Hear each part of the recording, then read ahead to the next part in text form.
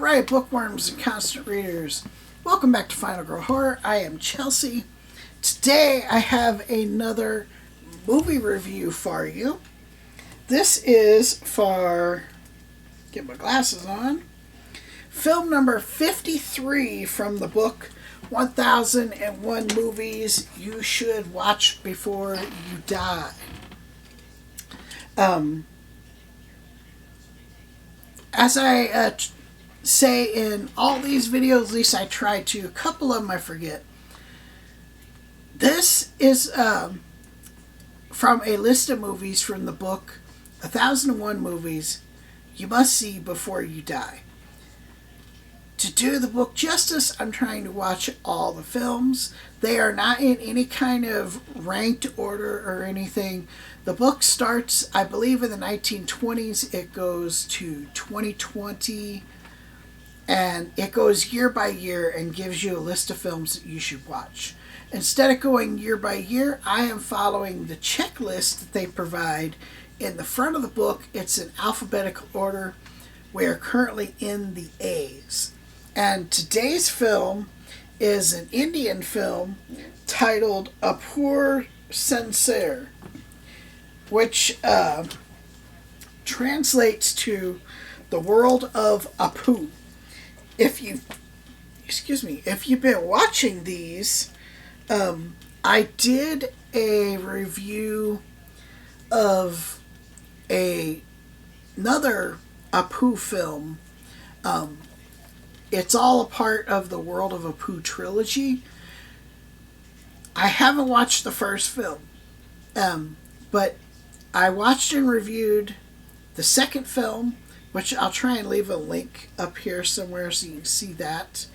I would recommend, if you haven't seen the first film, go watch it, watch the review, and come back, because this will have some spoilers that happen in the first film. Okay, so this came out in 1959. It is an hour and 45 minutes, and you can watch this on Max. The director, I hope I'm saying this right, Satyajit Ray. I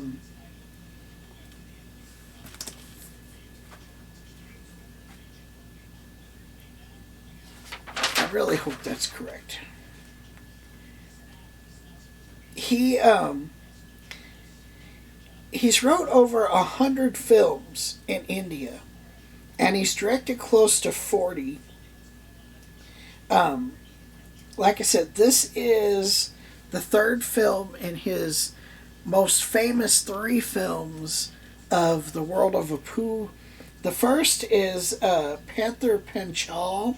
It came out in 55. And then in 56, Aparito came out, which is I think it translates as the Unvanquished. And then this one, Apur Sensar, which is the world of Apu. I couldn't find any horror connections.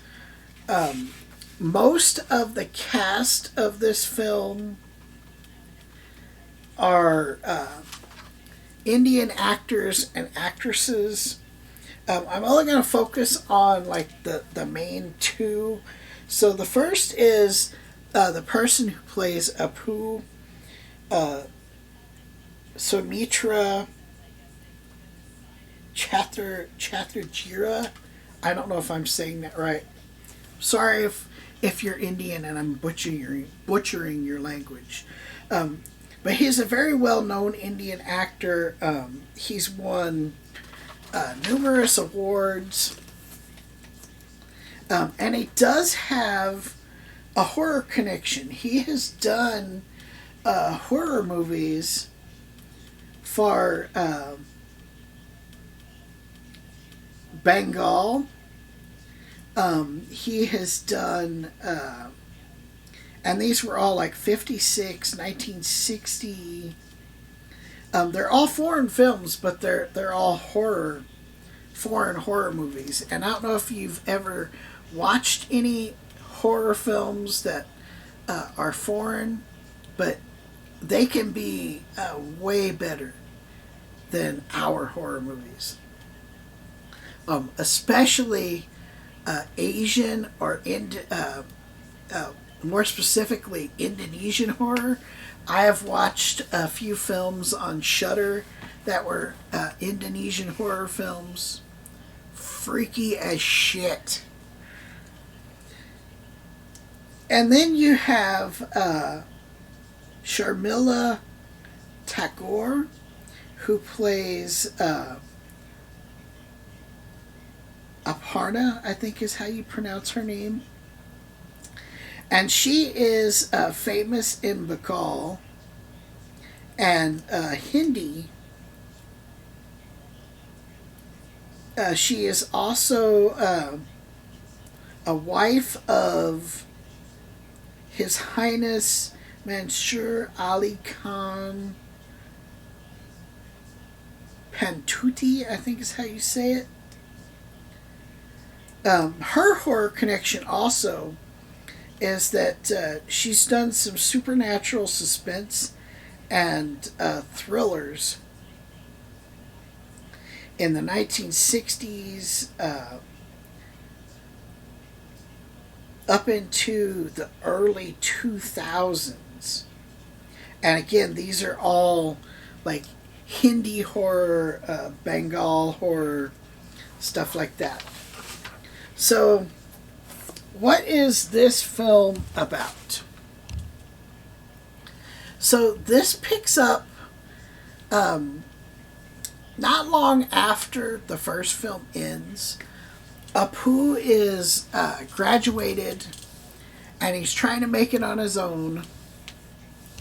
He's having a rough go at it finding work.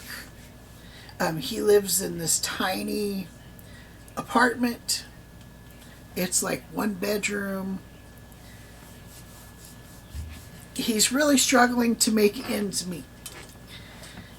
One of his friends invites him to a wedding and he decides to go. When they get there, the wedding ends up not taking place because the groom decides not to go through with it. He gets cold feet. And so now everybody's freaking out that this woman is not going to be able to get married. Nobody wants her. This is going to disgrace the family and everything. And Apu's friend asks him to marry this girl. Now, Apu has never met this girl, knows nothing about her, nothing about her family. And for some strange reason, Apu says, yeah, I'll do it. Okay. And he marries this girl. And him and this girl come home to his apartment, and that's where they live.